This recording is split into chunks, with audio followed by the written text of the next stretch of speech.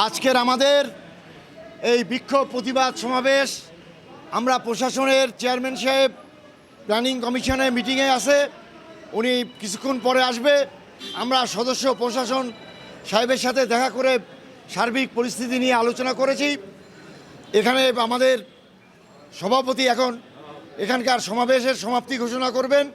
আমরা প্রশাসনের আসা পর্যন্ত আপনারা সবাই যার যার অফিসে চলে যাবেন, যারা কাজ করবেন, এবং পরবর্তীতে আমরা বিকালে বা সন্ধ্যায় যখন যে নির্দেশনা আমরা দিব সেভাবে আপনারা ঐক্যবদ্ধভাবে আমাদের সামনের সাংগঠনিক কর্মসূচিতে সবাই যোগদান করবেন।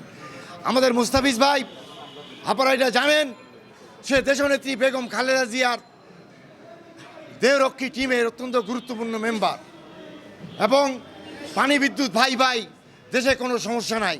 কথাটা ঠিক না বেঠিক?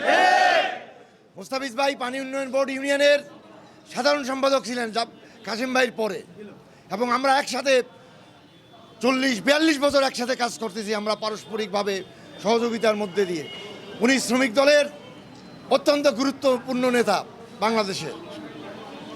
আমরা একসাথে সামনে অবিলম্বে জাতীয় নির্বাচনের দাবিও জানাই আজকের এই সভা থেকে।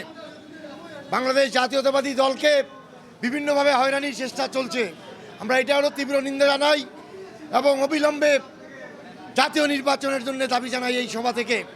এখন এই সমাবেশের সমাপ্তি ঘোষণার জন্য আজকের এই সভার সভাপতি, বাংলাদেশ জাতীয় বিদ্যুৎ শ্রমিক কর্মচারী ইউনিয়নের সভাপতি, শ্রমিক দলের আন্তর্জাতিক বিষয়ক সম্পাদক জনাব আসাদুজ্জামান বাবুল সাহেবকে আমি অনুরোধ করছি।